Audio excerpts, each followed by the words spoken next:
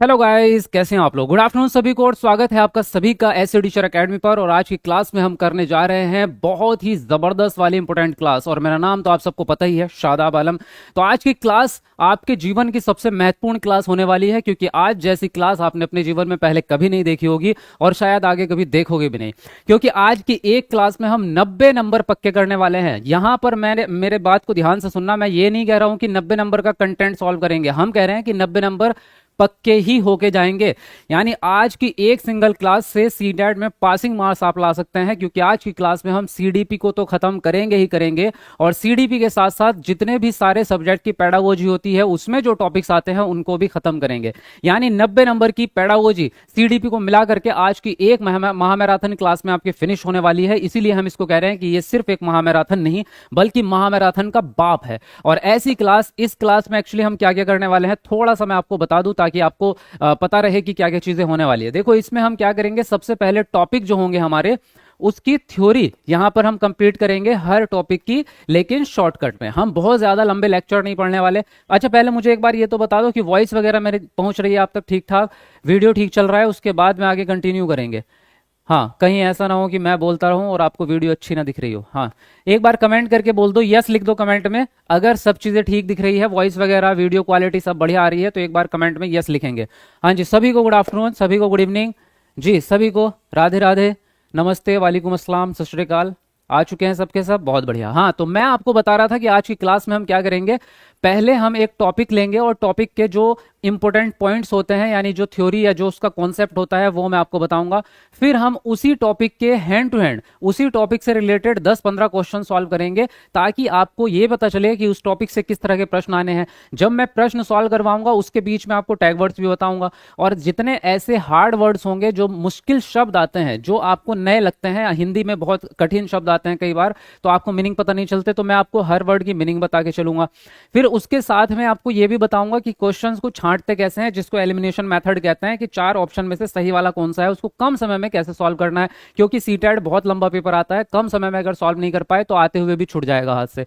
तो मैं आपको ए टू जेड कंप्लीट चीजें, जैसे कि मैंने यहां पे लिखा है, आपकी ट्रिक्स होंगी, टैग वर्ड्स होंगे, कॉन्सेप्ट होंगे, थ्योरी होंगी और पीवाईक्यूज भी एक साथ होंगे। तो इस क्लास में हम क्या, जो मैं आपको पैटर्न बता रहा था, पहले आपकी कंप्लीट थ्योरी हो गई, हर टॉपिक की छोटी सी थ्योरी, फिर उसके पीवाईक्यूज, फिर ट्रिक्स, फिर टैग वर्ड, सारी चीजें।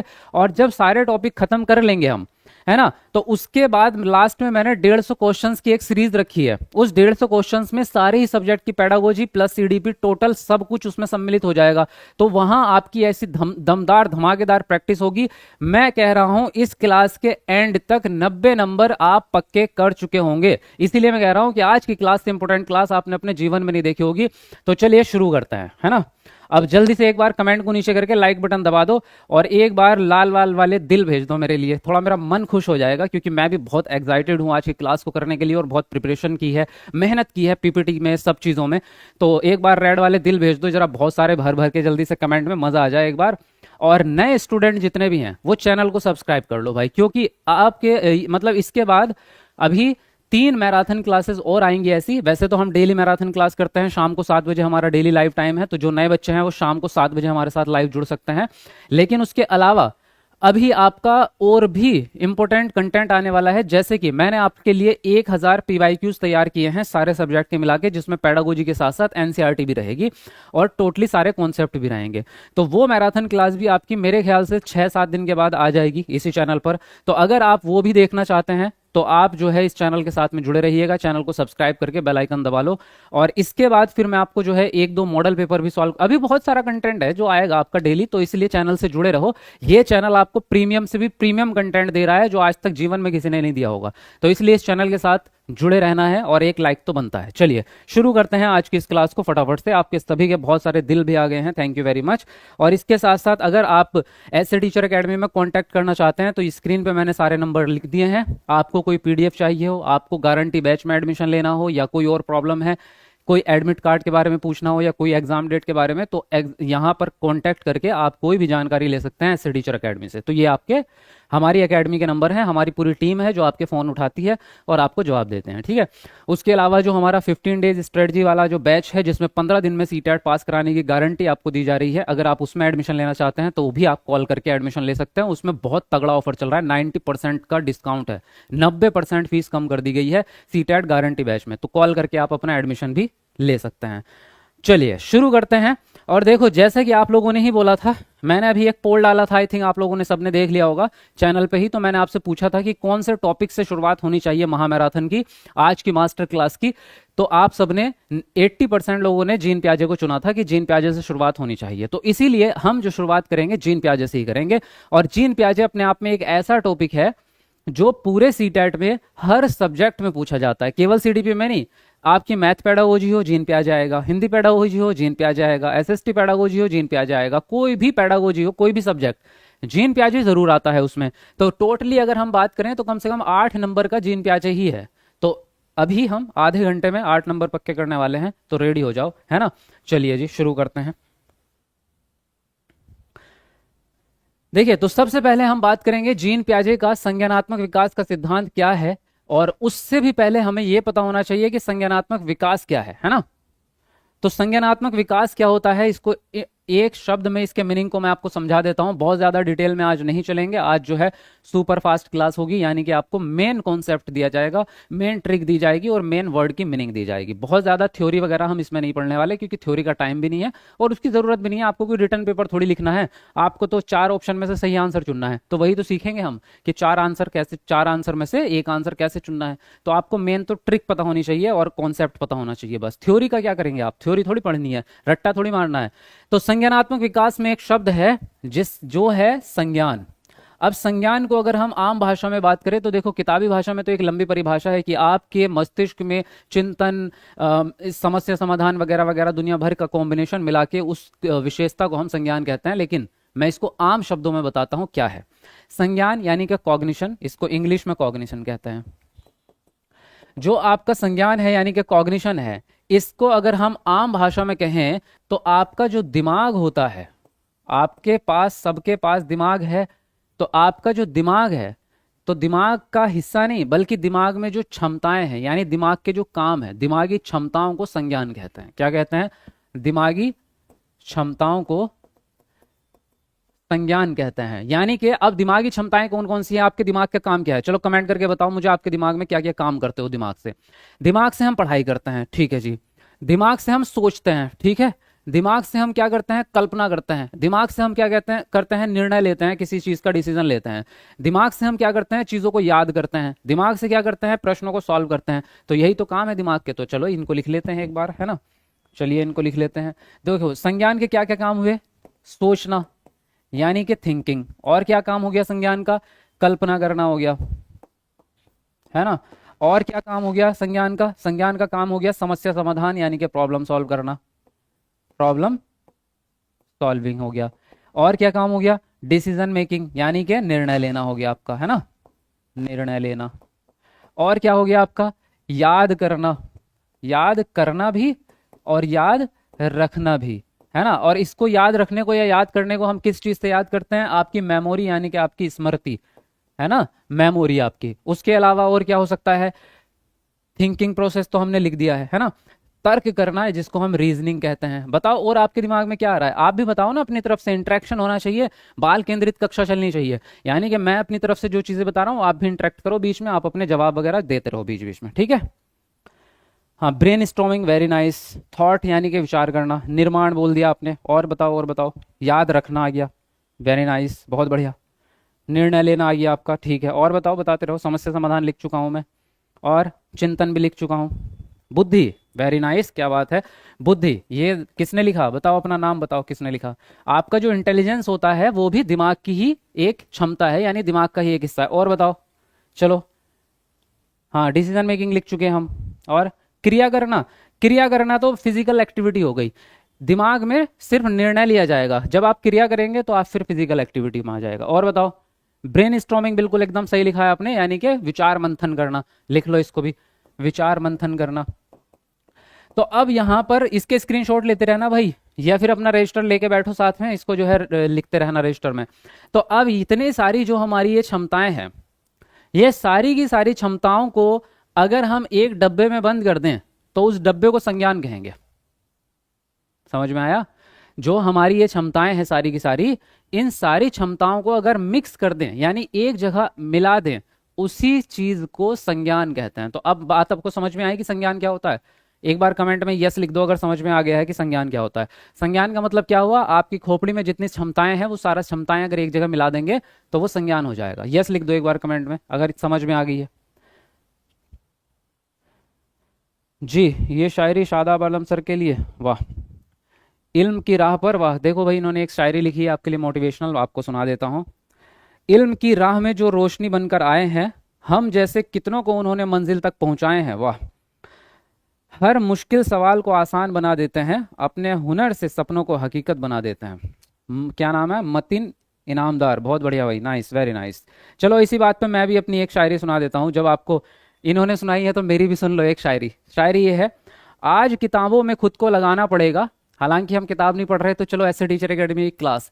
आज क्लासेस में खुद को लगाना पड़ेगा, सपनों के लिए खुद को तपाना पड़ेगा, जो चाहते हो दुनिया से तुम खास चीज, उसके लिए सबसे अलग बनना पड़ेगा, है ना, या फिर बन के दिखाना पड़ेगा। चलिए अब हम बढ़ेंगे अपने कॉन्सेप्ट की तरफ। यहां हमने ये समझ लिया कि संज्ञान क्या होता है। तो जब हमें ये बात समझ में आ गई है कि संज्ञान क्या होता है, तो इन सारी क्षमताओं का विकास करना संज्ञानात्मक विकास होता है। ये सारी क्षमताएं जो हैं ये बच्चे में होती हैं ऑलरेडी, लेकिन कम होती हैं। जब छोटा बच्चा भी पैदा हुआ है उसमें थोड़ी सी है, ज्यादा नहीं हुई है। तो टीचर या पेरेंट्स क्या करते हैं, उसको ज्ञान दे करके, उससे चीजें सिखा करके, उसको जो है एक्टिविटी में लगा करके इन सारी क्षमताओं को परिपक्व करते हैं, आगे बढ़ाते हैं। तो इन सारी क्षमताओं को आगे बढ़ाना यानी इन सारी क्षमताओं का विकास करना क्या हो जाएगा? संज्ञानात्मक विकास हो जाएगा। इजी है। अब कोई परिभाषा याद करनी पड़ेगी आपको, बताओ। कोई किताब से रट्टा मारना पड़ेगा संज्ञानात्मक विकास क्या होता है? आज के बाद नहीं भूलोगे संज्ञानात्मक विकास क्या होता है। समझ में आ गया होगा मुझे जहां तक लगता है। आ गया ना समझ में? वेरी नाइस, क्या बात है। अब देखो संज्ञानात्मक विकास तो आपको समझ में आ चुका है। अब हम बात करेंगे कि संज्ञानात्मक विकास का सिद्धांत क्या होता है। चलो जी, इसको मैं साफ कर दूं, अगर आपको स्क्रीनशॉट लेना है तो जल्दी ले लो, वरना मैं इसको मिटा दूंगा हर स्लाइड को। जल्दी से इसका आप क्या करेंगे, इसका स्क्रीनशॉट लेंगे ताकि आप इसको बाद में याद कर सकें।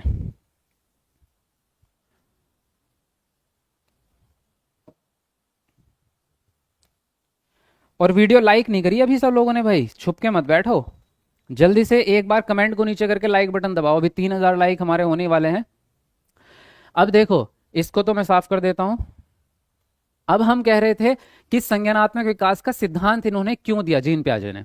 जीन प्याजे का जो सिद्धांत है वो किस चीज पर आधारित है, ये बात आपको आज तक पूरे जीवन में किसी ने नहीं बताई होगी।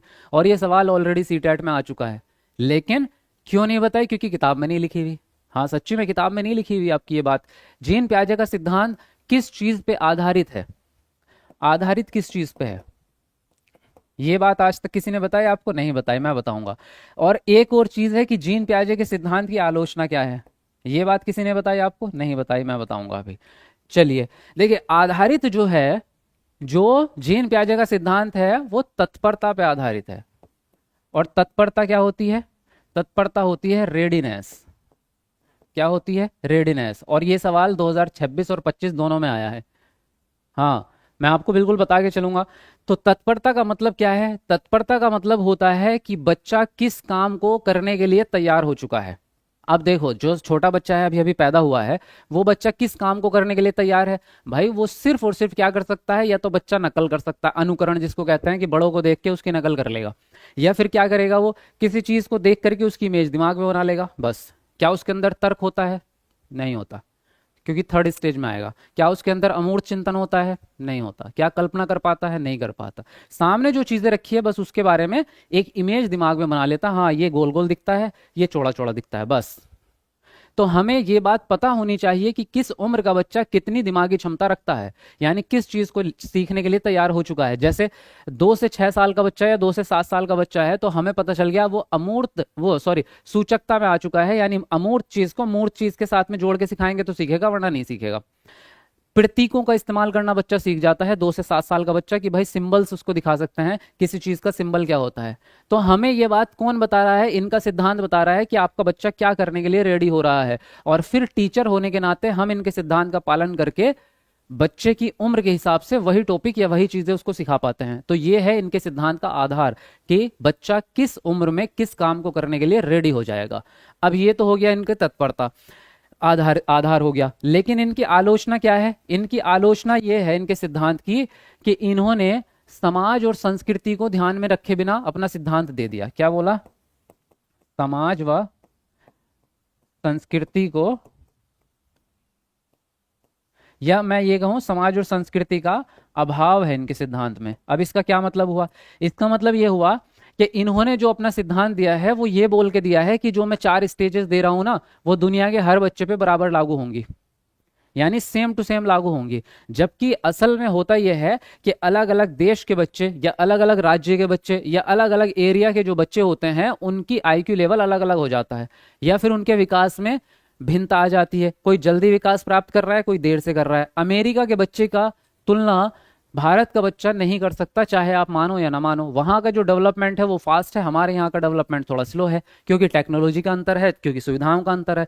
तो वहां का बच्चा 7 साल का बच्चा जो चीजें सीख लेगा, हमारे यहाँ 10 साल का 12 साल का बच्चा सीखेगा वो चीजें। समझ में आ रही है। वहां के 8 साल के बच्चे रोबोटिक्स के बारे में पढ़ रहे हैं, हमारे यहाँ 8 साल के बच्चे ए पे छोटी ई की मात्रा। समझ में आ रही है बात। तो भाई अंतर है ना। तो अगर आप इस चीज को लेकर के सिद्धांत एक साथ मिला दोगे तो वहां का बच्चा तीसरी स्टेज में पहुंच चुका होगा और हमारा बच्चा भी दूसरी स्टेज में होगा। तो इसलिए क्या है कि संस्कृति का फर्क पड़ जाता है, समाज और संस्कृति का फर्क पड़ता है बच्चे के संज्ञानात्मक विकास पे, जो कि इन्होंने नहीं बोला अपने सिद्धांत में। इन्होंने बोला कि पूरी दुनिया के बच्चे एक ही सिद्धांत का पालन करेंगे एक जैसी उम्र में। तो यही गड़बड़ हो गई और यही कमी निकाल दी गई है इनके सिद्धांत में। आलोचना का मतलब होता है कमी, कि इस सिद्धांत में कमी क्या है। अच्छा, कमी मैंने पहले ही बता दी, सिद्धांत बताया नहीं, तो चलो सिद्धांत बताता हूं, आ जाओ। चलिए, लाइक तो कर दिया ना सब लोगों ने भाई, जल्दी जल्दी 5000 लाइक पूरे करो, कमेंट को नीचे करके जल्दी 5000 लाइक पूरे करो फटाफट से। अब मैं ये चीजें, इनके सिद्धांत में जो है कुछ मोस्ट इंपोर्टेंट ये वर्डिंग है, जो कि हर एक वर्डिंग से अपना अपना एक प्रश्न आता है। तो मैं आपको ये वर्डिंग बता दूं क्योंकि ये पूरा बेस है इनके सिद्धांत का, इसके बिना इनका सिद्धांत आगे नहीं बढ़ता है ना। तो ये आपने अगर पिछला प्रीवियस पेपर सॉल्व किया है या किसी ने पिछले साल पेपर दिया था तो उन सबको ये बात पता होगी कि अनुकूलन या समायोजन समावेशन से बहुत प्रश्न बनते हैं आपके हर साल। हर पेपर में, कोई भी सीटेट का पेपर उठा के देखो, 2 प्रश्न आपको इससे समायोजन और समावेशन से मिलेंगे। मैं गारंटी देता हूं, आप अभी पिछले साल वाला पेपर उठा के देखो, उसमें 2 सवाल आपके इसी से मिलेंगे, समायोजन क्या होता है, समावेशन क्या होता है। हिंदी पेडागोजी में बहुत आता है ये समावेशन और समायोजन क्या होता है। तो इसका मीनिंग समझाता हूं आपको बिना किताबी भाषा के, आम शब्दों में, है ना, दैनिक जीवन की भाषा में। देखो, जो अनुकूलन है आपका, जिसको हम एडेप्टेशन कह रहे हैं, इसका मतलब होता है नए ज्ञान को प्राप्त कर लेना।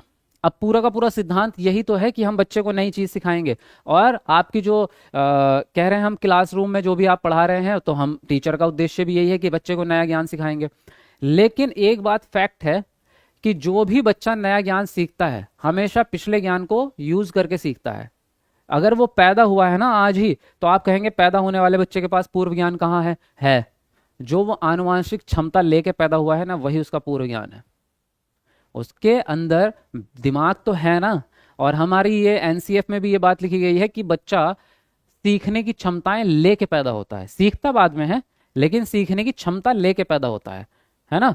तो ये हम कह रहे थे कि अनुकूलन का मतलब होता है नए ज्ञान को सीख लेना। क्या कह रहे हैं, नए ज्ञान को सीख लेना। अब सीख लेने का एक और मतलब निकलता है कि इस काम को आप सीख चुके हैं, यानी जब आप किसी काम को कंप्लीटली सीख चुके होते हैं उसको हम कहते हैं अनुकूलन या अडेप्टेशन।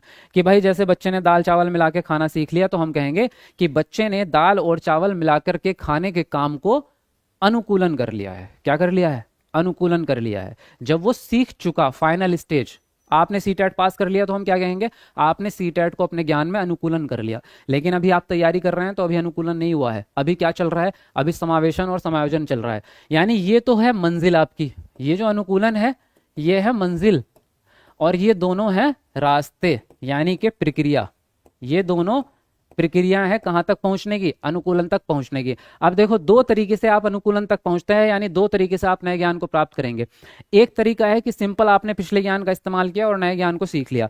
जैसे आपको साइकिल चलानी आती थी, अब आप बाइक चलाना सीखेंगे तो साइकिल चलाने का जो हुनर था वो काम आएगा आपका। आपको कम से कम हैंडल पकड़ना तो आता होगा, गद्दी पे बैठना तो आता होगा, स्टीयरिंग मोड़ना तो आता होगा। तो ये आपका नए ज्ञान में काम आ रहा है। तो जब हम पूर्व ज्ञान का इस्तेमाल करके फिर नए ज्ञान को सीख लेते हैं तो इसको हम क्या कहते हैं, इसको तो कह दिया समावेशन। लेकिन बहुत सारी स्थितियां ऐसी होती हैं जब पिछला ज्ञान काम नहीं आता। ऐसी बहुत सारी स्टेजेस आती हैं कि पिछला ज्ञान काम नहीं आता, नए ज्ञान को अलग से सीखना पड़ता है। जैसे फॉर एग्जाम्पल आपको हिंदी आती है, अब आप कहाँ गए, आप चले गए भाई साहब चाइना। अब चाइना में किसी को भी हिंदी नहीं आती, चाइना में किसी को हिंदी भी नहीं आती और आपको चाइनीज नहीं आती, तो आपको कोई सिखा सकता है, नहीं सिखा सकता, यानी आपका पिछला ज्ञान किसी काम का नहीं रहा। अब आप जो चाइनीज सीखेंगे वो इंडिविजुअल सेपरेटली अलग होकर के सीखेंगे, हिंदी का कोई रोल नहीं रहा उसमें, आपके पिछले ज्ञान का कोई रोल नहीं है, आप उसको अलग से ही सीख रहे हैं। तो ऐसा बहुत बार होता है ना। तो जब हम पिछले ज्ञान में पूर्व ज्ञान में बदलाव कर देते हैं, पूर्व ज्ञान में बदलाव करके फिर नए ज्ञान को सीखते हैं तो इसको हम कह देते हैं समायोजन यानी अकोमोडेशन, और इसको कह रहे हैं एसिमिलेशन। अच्छा, इसका एक और एग्जांपल देता हूं मैं पूर्व ज्ञान वाला। पूर्व ज्ञान में बदलाव देखो, जब हम छोटे थे ना, हम अपनी नानी के घर जाते थे, या आप सब लोग भी जाते होंगे, तो और पहले घर की छत पे सोते थे सब लोग, तो हम भी अपने घर की छत पे सोते थे। तो जब रात को शाम के टाइम हम छत पे लेट जाते थे ना, तो ऊपर से पक्षी जो है वो पहाड़ की तरफ जाते हैं खाना खाने के लिए। आप सबने देखा होगा, शायद आपने अभी नोटिस नहीं किया, बचपन में जरूर किया होगा। तो छत पे लेटो कभी, शाम के टाइम आपको पक्षी आसमान में उड़ते हुए नजर आएंगे। तो मम्मी ने बच्चे को सिखाया कि देखो, जिनके पर होते हैं और जो उड़ सकते हैं उनको पक्षी कहते हैं, जो उड़ सकते हैं और जिनके पंख होते हैं उनको पक्षी कहते हैं। अब ये बात बच्चे ने सीख ली, ये हो गया उसका ज्ञान, पूर्व ज्ञान। अब एक दिन अचानक से क्या हुआ, चमगादड़ उड़ के जा रही थी आसमान में बहुत सारी, तो बच्चा बोला मम्मी पक्षी। तो मम्मी ने देखा और मम्मी बोली बेटा ये पक्षी नहीं है। अब बच्चे की बुद्धि खराब, यार इतने सालों से मुझे यही सिखा रही हो कि जो उड़ सकता है और जिसके पंख होते हैं वो पक्षी है, तो ये पक्षी हुआ ना। मम्मी बोली नहीं बेटा ये पक्षी नहीं है। अरे मम्मी यार तुम मेरा दिमाग क्यों खा रही हो, जब तुमने यही सिखाया इतने सालों से तो क्यों सिखाया। तो मम्मी बोली कि ये स्तनधारी है। क्यों है स्तनधारी, क्योंकि ये अंडे नहीं देता, ये बच्चे देता है, और ये चमगादड़ स्तनधारी है। तो अब क्या हुआ, आपका पिछला ज्ञान किसी काम का नहीं रहा, काम का तो है मतलब नए ज्ञान में काम नहीं आ रहा, तो पिछले ज्ञान में बदलाव करना पड़ गया नए ज्ञान को सीखने के लिए, तो इसको हम कहेंगे समायोजन। अब बात बताओ मुझे, ये तीनों कॉन्सेप्ट आपको समझ में आ गए हैं नहीं? यस लिख दो एक बार कमेंट में अगर आ गए हैं तो। थ्योरी ही है क्या? नहीं नहीं, थ्योरी नहीं है, थ्योरी के साथ साथ आपके क्वेश्चंस भी रहेंगे, लेकिन पहले टॉपिक खत्म करेंगे फिर क्वेश्चन, फिर टॉपिक खत्म करेंगे फिर क्वेश्चन। हर एक टॉपिक की पहले थ्योरी फिर उसके क्वेश्चन, फिर थ्योरी फिर क्वेश्चन। तो ये तरीका हमारे लिए सबसे बेस्ट चलेगा आई थिंक, है ना? आप लोग भी बता दो कि यही तरीका आई थिंक सबसे बेस्ट रहेगा। चलो जल्दी बताओ, क्लियर है यहां तक? सर आपके ट्रिक ज्यादा हेल्पफुल होते हैं जी, थैंक यू। चलिए, अब ये तो आपको समझ में आ गया। अब यहां आ जाते हैं अगले कॉन्सेप्ट पे। अगला कॉन्सेप्ट है आपका स्कीमा और स्कीम्स। तो स्कीमा और स्कीम्स क्या होते हैं, इसका मीनिंग आपको बताता हूं। स्कीमा आम भाषा में अगर हम इसको कहें, बिल्कुल घर की भाषा में, तो जो आपके दिमाग में विचार आते हैं जिसको हम कहते हैं मानसिक विचार। भाई बहुत हल्ला हो गया है, शायद आपको माइक में आ रहा होगा, पता नहीं। बाहर क्या है ना, कांवड़ निकल रहे हैं, तो उन्होंने वो बड़ा वाला जो ट्रक वाला स्पीकर होता है ना वो बजा रखा है। मेरा ये पूरा फ्लैट भी हिल रहा है धीरे धीरे, तो अगर माइक में आपको आवाज नॉइस आ रही होगी तो 5 मिनट के लिए बर्दाश्त कर लेना, वो बस निकल ही रहे हैं जाके। देखिए, तो स्कीमा क्या हो गया, मानसिक विचार हो गया, यानी आपके दिमाग में आने वाला कोई भी विचार। लेकिन इसमें एक शर्त है। क्या शर्त है? शर्त ये है कि ये विचार ऐसा होना चाहिए जिसको आप दैनिक जीवन में यूज कर सकें, यानी इसका सामान्यीकरण हो सके। क्या हो सके? सामान्यीकरण, जिसको जनरलाइजेशन कहते हैं, आपके दैनिक जीवन में इस्तेमाल हो सके। अब आप कहेंगे इसमें फर्क कैसे करेंगे? फर्क आराम से हो सकता है। मेरे दिमाग में एक विचार आया कि मुझे आइसक्रीम खानी है, तो क्या मैं खा सकता हूँ या नहीं? 100% बाहर जाऊंगा अभी खरीदूंगा आइसक्रीम, खा सकता हूँ। मेरे दिमाग में एक विचार आया कि सुबह को जिम जाना है, तो क्या मैं जिम नहीं जा सकता? जा सकता हूँ, बिल्कुल 100%। लेकिन मेरे दिमाग में एक विचार आया कि ऐश्वर्या से मेरी शादी हो जाए, हालांकि हो भी सकता है, लेकिन नहीं कर, वो बहुत काल्पनिक टाइप का हो गया। अब इससे भी ज्यादा काल्पनिक क्या होगा, इससे भी ज्यादा काल्पनिक ये होगा कि मैं एक दिन हवाई जहाज से 10,000 किलोमीटर की ऊंचाई से छलांग लगाऊंगा और फिर नीचे जमीन पे नहीं आऊंगा, उड़ते उड़ते सूरज के पास चला जाऊंगा। ये जो विचार आया है, ये रियल लाइफ में नहीं हो सकता। तो जो रियल लाइफ में नहीं हो सकता वो मानसिक विचार नहीं है, वो स्कीमा नहीं है। और जो रियल लाइफ में हो सकता है वो आपका स्कीमा कहलाएगा। ठीक है, तो चाहे वो विचार फिर कुछ भी हो, पंखा चलाना हो, या फिर आपके मन में आया कि चलो समोसे खाते हैं, या आपके मन में आया कि चलो शबनम से मिल के आते हैं, और कोई भी मतलब विचार आया। अब ये शबनम नाम नोट मत कर लेना, क्योंकि मेरे मुंह पर रैंडमली आ जाते हैं। तुमने नेहा पकड़ लिया था सेमिनार में, आज तक चल रहा है वो, तो इसको मत पकड़ लेना, ऐसे ही आ जाते हैं ये फिल्मों में देख देख के। तो मानसिक विचार का मतलब तो समझ में आ गया आपको, स्कीमा का मतलब समझ में आ गया। अब स्कीम्स क्या है, देखो स्कीम्स का मतलब होता है विचारों का समूह। क्या होता है, विचारों का समूह। लेकिन इसमें भी एक शर्त है। अब आप कहेंगे इसमें क्या शर्त है, इसमें शर्त यह है कि जितने भी विचार हो इस समूह में वो सब के सब एक काम से संबंधित होने चाहिए। ये जितने भी विचार होंगे ये सब के सब एक ही कार्य से संबंधित होने चाहिए। क्या कहा, एक ही कार्य से संबंधित होने चाहिए। अब इसका मतलब समझो, देखो मेरे दिमाग में विचार आए बहुत सारे। जैसे मैं सुबह सुबह भी उठा और सुबह सुबह मुझे स्कूल जाना है, या कॉलेज जाना है, या जॉब पे जाना है, ऑफिस जाना है, कहीं भी जाना है। फॉर एग्जाम्पल मुझे स्कूल जाना है, तो मैं उठूंगा, सबसे पहले मुंह धोऊंगा, या फिर मैं बाथरूम जाऊंगा, फिर ब्रश करूंगा, फिर जो है नहाऊंगा, बाल कंघी करूंगा, फिर कपड़े बदलूंगा, फिर जो है बैग पैक करूंगा अपना, फिर मैं नाश्ता करूंगा, और फिर अपना जूते पहनूंगा, फिर अपना जो भी झोला उठा के और निकल पड़ेंगे स्कूल के लिए। तो ये जो जितने भी काम हुए हैं, 7 8 10 जितनी भी चीजें थी, ये सब एक ही काम से रिलेटेड थे। ये जितने भी विचार थे ये सब एक ही काम से रिलेटेड थे कि स्कूल जाना है। तो ये स्कीम्स कहलाएगी। लेकिन कई बार रैंडमली अगर आपके दिमाग में बहुत सारे विचार आए हैं लेकिन अलग अलग, जैसे एक विचार आया मुझे समोसा खाना है, दूसरा विचार आया अरे यार जिम गया नहीं आज मैं परसों, एक और विचार आया आपका कि भाई शबनम तो वहां सड़क पे खड़ी होगी है ना, उससे मैं मिलने ही नहीं गया आज। या कोई एक नया विचार आया कि यार ऐश्वर्या ने सलमान को क्यों छोड़ा, पता नहीं, समझ नहीं आता। उसने तो छोड़ा छोड़ा लेकिन कटरीना ने क्यों छोड़ा ये बात समझ नहीं आ रही है ना। और उसके अलावा जो है दूसरा विचार आया कि मोदी जी क्या कर रहे होंगे इस समय पे, कुछ किसी के साथ मीटिंग कर रहे होंगे या गोलगप्पे खा रहे होंगे। तो ये सारे विचार अलग अलग दुनिया के हैं, मतलब इनका आपस में कोई लिंक नहीं है। तो ये मानसिक विचार तो हो सकते हैं लेकिन स्कीम्स नहीं हो सकते। स्कीम्स तभी होंगे जब सारे के सारे विचार एक ही काम से रिलेटेड आपके दिमाग में आए। तो स्कीमा और स्कीम्स में मुझे लगता है अंतर भी समझ में आ गया होगा, कॉन्सेप्ट भी। तो एक बार यस बोल दो कमेंट में अगर मजा आ रहा है तो। भाई बोलो, मेरी मेहनत लगती है यार बहुत, इतनी मेहनत से आप लोगों के लिए, और मैं हंसी मजाक करके भी, ताकि आपका मूड भी अच्छा रहे और पढ़ाई भी बहुत अच्छी होती रहे। तो कमेंट जरूर करो एक बार जल्दी से। और 4,000 लाइक मेरे ख्याल से होने ही वाले हैं, हो ही गए, 10 लाइक बचे हैं 4,000 लाइक होने में। तो जल्दी से कौन करेगा 4,000 वाला लाइक, जल्दी कमेंट को नीचे करके एक बार लाइक बटन दबाएंगे सब लोग, जल्दी दबाओ फटाफट से।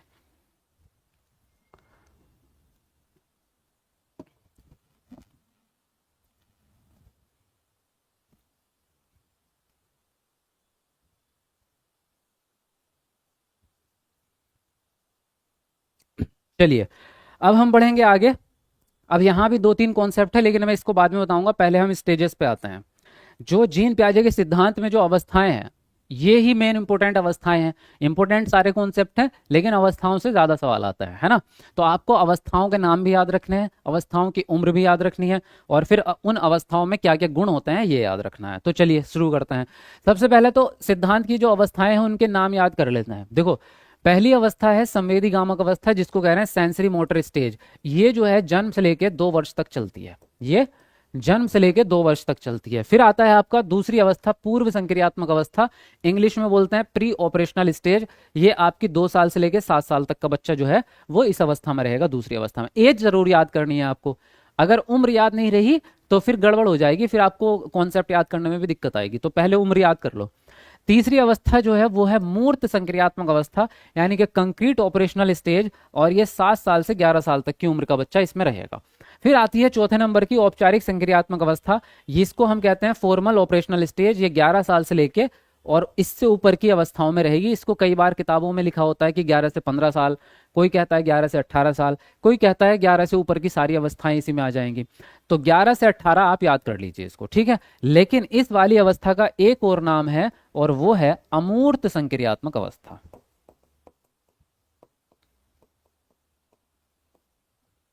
क्या नाम है भाई? अमूर्त संक्रियात्मक अवस्था, ठीक है। इसको हम क्या कहते हैं? Abstract, abstract operational stage. अब ये दोनों एक ही अवस्था है, इनके बस नाम दो प्रकार से आ जाते हैं। औपचारिक संक्रियात्मक अवस्था भी इसी को कहेंगे, चौथी अवस्था को, और अमूर्त संक्रियात्मक अवस्था भी इसी को कहेंगे, चौथी अवस्था को, ठीक है भाई। अच्छा, एक वर्ड और मैं आपको बताना भूल गया, मुझे दो नाम से याद आया अभी अभी। जो मैंने अभी अभी आपको पढ़ाया है ना, ये समावेशन, तो समावेशन का एक और नाम होता है आत्मसातकरण। तो ये भी लिख लो आप, कभी एग्जाम में आत्मसातकरण आ जाए और आप जो है इसको कहें कि ये तो हमने कभी पढ़ा ही नहीं, तो समावेशन का मतलब ही आत्मसातकरण होता है। ये दोनों एक ही कॉन्सेप्ट के दो नाम है, ठीक है। चलो वापस आ जाते हैं। तो ये तो आपको स्टेजेस के नाम पता चल गए। अब हम बात करेंगे कौन सी स्टेज में क्या गुण होते हैं। तो देखो यहाँ पहली अवस्था आपको दिख रही है और यहाँ बच्चे खेलते हुए भी नजर आ रहे हैं आपको। देखो ये भी खेलेगा, ये देखो, ये तो खाने के लिए मुंह फैला रही है। देखो बच्चे क्या होते हैं ना, छोटे बच्चे जो जन्म से 2 साल तक के बच्चे होते हैं, वो खाने पीने के पीछे ही भागते हैं। वो अपने शरीर की जरूरतों को पूरा करना चाहते हैं, बस इसके अलावा उनको कुछ नहीं आता, ठीक है। तो अब इसको समझते हैं। देखिए, जो ये अवस्था है पहली अवस्था, इसके गुण क्या क्या हैं वो हमें समझने पड़ेंगे। संवेदीगामक अवस्था इसको कहेंगे। इसमें दो चीजें इंपॉर्टेंट है। नंबर एक, संवेदनाएं, यानी कि इंद्रियां। संवेदनाओं को क्या कहेंगे? इंद्रियां कहेंगे। और इंद्रियां क्या होती हैं आपकी? जो सेंस है, जैसे कि देखना, बोलना, बोलना नहीं, टेस्ट करना होता है। जीभ आपकी, आपकी जीभ, आपकी आंखें, आपके कान, है ना, तो ये इंद्रियां हैं। और आपका टच भी होता है, फिंगर्स से जो टच करते हैं आप, ये भी आपके संवेदना होता है। तो आपकी संवेदनाओं से बच्चा ज्ञान प्राप्त करता है इस उम्र में, जब जन्म से लेकर 2 साल तक, क्योंकि उसके पास अभी दिमाग परिपक्व नहीं हुआ है, ना तर्क करना आता है, ना उसको सोचना आया है, ना उसको कल्पना करना आया है। तो कैसे सीखेगा? या तो देख के सीखेगा, या चीजों को छू के सीखेगा। इसी तरह से बच्चा सीखता है। तो ये इसीलिए हम इस स्टेज का नाम क्या रख रहे हैं? संवेदी अवस्था, क्योंकि बच्चा संवेदों से ज्ञान प्राप्त कर रहा है, संवेदनाओं से ज्ञान प्राप्त कर रहा है, उसके अलावा एक्टिविटी से ज्ञान प्राप्त कर रहा है, तो हमने उसको गामक कह दिया। तो दो ही तरीके से बच्चे में ज्ञान प्राप्त होता है इस अवस्था में, या तो बच्चा इंद्रियों से करेगा या फिर उस काम को करके करेगा, है ना। अब इस अवस्था के अंदर और क्या क्या गुण होते हैं उसकी बात करेंगे। ये सबसे ज्यादा इंपॉर्टेंट है, गुण याद रखने पड़ेंगे आपको। मैं आपको ट्रिक भी बताऊंगा कैसे याद रखने हैं।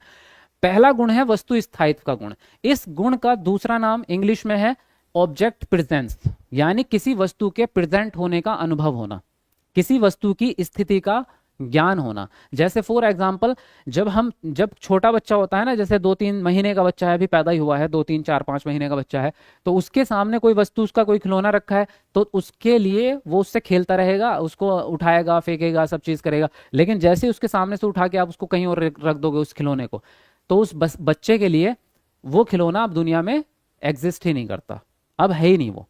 यानी उसके लिए उसका अस्तित्व तब तक है जब तक उसके सामने है। यहां तक कि बच्चे के पापा उसके सामने हैं, तो पापा हैं दुनिया में, पापा घर से बाहर चले गए, कौन पापा हमें नहीं पता, पापा थे भी या नहीं थे, क्योंकि बच्चे को याद ही नहीं रहता। बच्चे की मेमोरी उतनी है ही नहीं, बच्चे की मेमोरी है ही नहीं उतनी। छोटा सा बच्चा है 2-3 महीने का, तो उसको याद नहीं रहती वो चीजें। तो इसको हम कहते हैं कि अभी वस्तु स्थायित्व नहीं आया बच्चे में। लेकिन जब बच्चा 1.5 साल के आसपास हो जाता है, 1 साल से 1.5 साल के ऊपर होने लगता है, वैसे डेवलप होना स्टार्ट हो गया, तो जब बच्चा 16-17 महीने का हो जाता है, तब उसके अंदर इतनी क्वालिटी आ जाती है कि अगर उसका खिलौना उसके सामने से उठा के आप कहीं और रख देंगे, तो वो या तो रोने लगेगा, या उसको ढूंढने की कोशिश करेगा, कभी अपनी मम्मी से पूछेगा, कभी बेड के नीचे देखेगा, कभी अलमारी में जाके देखेगा, कपड़े उठा के देखेगा। तो सब जगह पे देखेगा वो उसको। क्यों? क्योंकि उसको पता है कि वो खिलौना मेरे सामने से छुपा दिया गया है, लेकिन इस दुनिया में कहीं ना कहीं है, मतलब घर में कहीं रख दिया होगा किसी ने। तो इस गुण को हम कहते हैं वस्तु स्थायित्व का गुण, जब बच्चे को किसी भी वस्तु के होने का आभास या उसके होने का यकीन आने लग जाता है। तो ये कब आएगा, किस उम्र में आएगा? तो ये मैंने आपको बता दिया, 16 से 18 महीने में आने लगता है ये, ठीक है। तो अब पहली अवस्था 24 महीने तक की है, तो इस अवस्था में वस्तु स्थायित्व आ जाएगा। नंबर 2 गुण क्या है इसका? अनुकरण। अनुकरण कहते हैं हम नकल करने को, व्यवहार की नकल करने को। इंग्लिश में इमिटेशन, यानी कि बच्चा अपने माता पिता, भाई बहन या दूसरों को देख करके उनके व्यवहार की नकल करता है। अगर मम्मी जो है वो लिपस्टिक लगाती है तो बच्चा भी क्या करता है, अलमारी से लिपस्टिक उठा के अपने मुंह पे लगा लेता है ना। अगर बाप जो है दाढ़ी बनाता है ऐसे ब्रश लगा लगा के, है ना, तो बच्चे भी क्या करते हैं, साबुन उठा के अपने फेस पे साबुन लगा लेते हैं कि मैं भी दाढ़ी बनाऊंगा, है ना। तो क्या है, बच्चे ना नकल करते हैं। उसी प्रकार से बच्चे भाषा का अनुकरण करते हैं, है ना, जिसको हम भाषा अर्जन कहते हैं। तो अर्जन अनुकरण से होता है। तो जब बड़े बात करते हैं, कोई शब्द बोलते हैं, तो बच्चे उनके शब्दों को सुनते हैं और फिर उसको रिपीट करने की कोशिश करते हैं। ऐसे ही बच्चे को बोलना आता है। तो अनुकरण आ जाएगा। जैसे यहाँ पे मैंने एक वीडियो भी लगाई हुई है, अगर आप इसको देखेंगे, देखो इस वीडियो को देखो। यहाँ पे जो है ये बच्चा अपने बाप की तरह ही खड़ा होगा, जाके देखो ये गया और इसने पैर क्रॉस करके वैसे ही खड़ा हो गया। तो ये अनुकरण होता है, ठीक है। अब आगे बढ़ते हैं। आगे है आपका प्रतिवर्त क्रियाएं। ये गुण होता है एक। प्रतिवर्त क्रियाएं कौन सी होती हैं, जिसको हम रिफ्लेक्शंस कहते हैं, यानी ऐसी क्रियाएं जिसमें इच्छा नहीं होती, अनैच्छिक क्रियाएं होती हैं जो हमारे कंट्रोल में नहीं होती। जैसे पल के झपकना। तो पल के झपकना क्या हो जाता है, पल के झपकना ऑटोमेटिक प्रक्रिया है, हम कर नहीं रहे हैं, ये सुबह से शाम तक होती रहती है अपने आप ही। जैसे अगर किसी खाने की चीज की हम बात करें कि भाई अभी जो है एक नींबू निचोड़ दिया जाए आपकी जबान पे ऐसे मुंह खोल के, या फिर जो कच्चा आम होता है ना, उस कच्चे आम को काट के बढ़िया से धो के और फिर उस पर नमक मिर्च और चटनी लगा के फिर आप खाएंगे, तो आपके मुंह में पानी आ जाएगा, सुन के ही आ गया होगा। यस और नो बताओ कमेंट करके, हुआ ऐसा? तो मुंह में क्या आ जाता है, पानी आ जाता है। तो ये लार आना ऑटोमेटिक प्रक्रिया है, इस पे किसी का कंट्रोल नहीं है। तो ऐसी क्रियाएं क्या है, बड़ों में तो कम होती हैं, बचपन में ज्यादा होती हैं। जब बच्चा पैदा होता है तो उसमें हद से ज्यादा होती हैं, सारी अनैच्छिक क्रियाएं होती हैं। बच्चे का हाथ टच करोगे, बच्चा उंगली बंद कर लेगा, ऐसे मुट्ठी बंद कर लेता है। तो ये क्या है, ये सारी अनैच्छिक क्रियाएं हैं। आप छोटे बच्चे को ना, 4-5 महीने के बच्चे को ऐसे पकड़ के और जमीन पे पैर लगाने की कोशिश करो, वो पैर को ऐसे ऊपर खींच लेता है, पैर टच ही नहीं होने देता। घास पे भी कभी लगाओ उसके जमीन पे, तो छोटा बच्चा पैर ऊपर कर लेता है, क्योंकि पैर में क्या है, सेंस होता है उसके।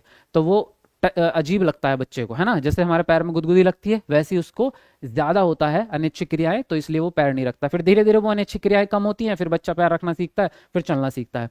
तो ये प्रतिवर्त क्रियाएं कुछ ज्यादा होती हैं बच्चे में।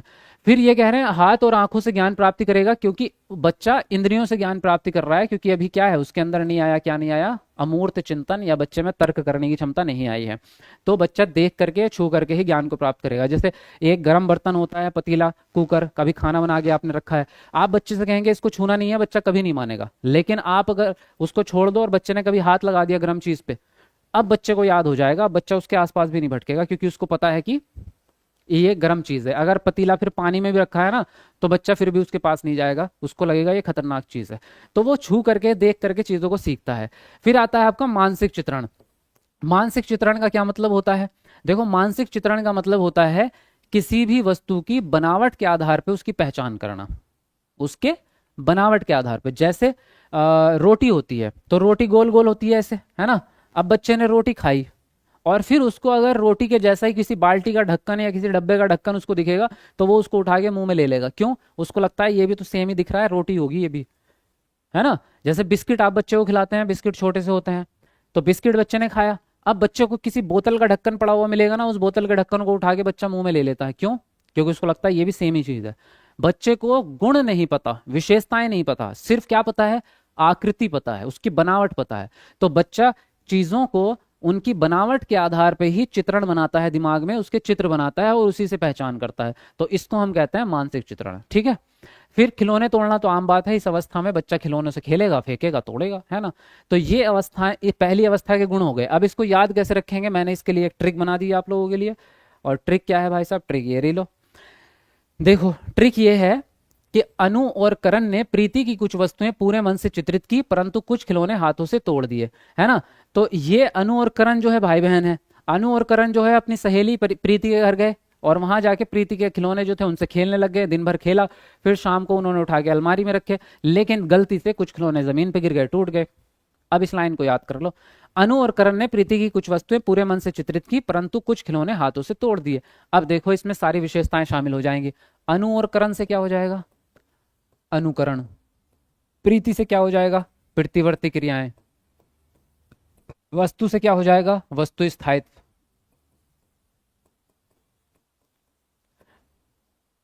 चित्रित से मन से चित्रित, तो मन से चित्रित का मतलब मानसिक चित्रण, है ना। उसके बाद खिलौनों से, यानी कि खिलौनों की अवस्था है, खिलौने तोड़ना। हाथों का मतलब क्या हो गया, इंद्रियां, यानी इंद्रियों से सीखता है। तो देखो ये लाइन आपको याद रखनी है और आपको सारे गुण याद रह जाएंगे कि पहली अवस्था में कौन कौन से गुण थे। आपका एक भी नंबर नहीं कटेगा, सभी प्रश्न आपके सही जाएंगे। और मैं ऐसी आपको सारी ही ट्रिक्स बता के चलूंगा, हर एक स्टेजेस की, हर एक वर्ड की, हर एक कॉन्सेप्ट की, सब ट्रिक्स टैगवर्ड पूरे आज की क्लास में इतनी जबरदस्त चीजें होने वाली है कि मजा ही आएगा। बस धैर्य रख के पढ़ते चले जाओ, मजा आएगा आज की क्लास में। यहां तक की चीजें क्लियर हो गई हैं आपको? एक बार कमेंट में यस लिखेंगे।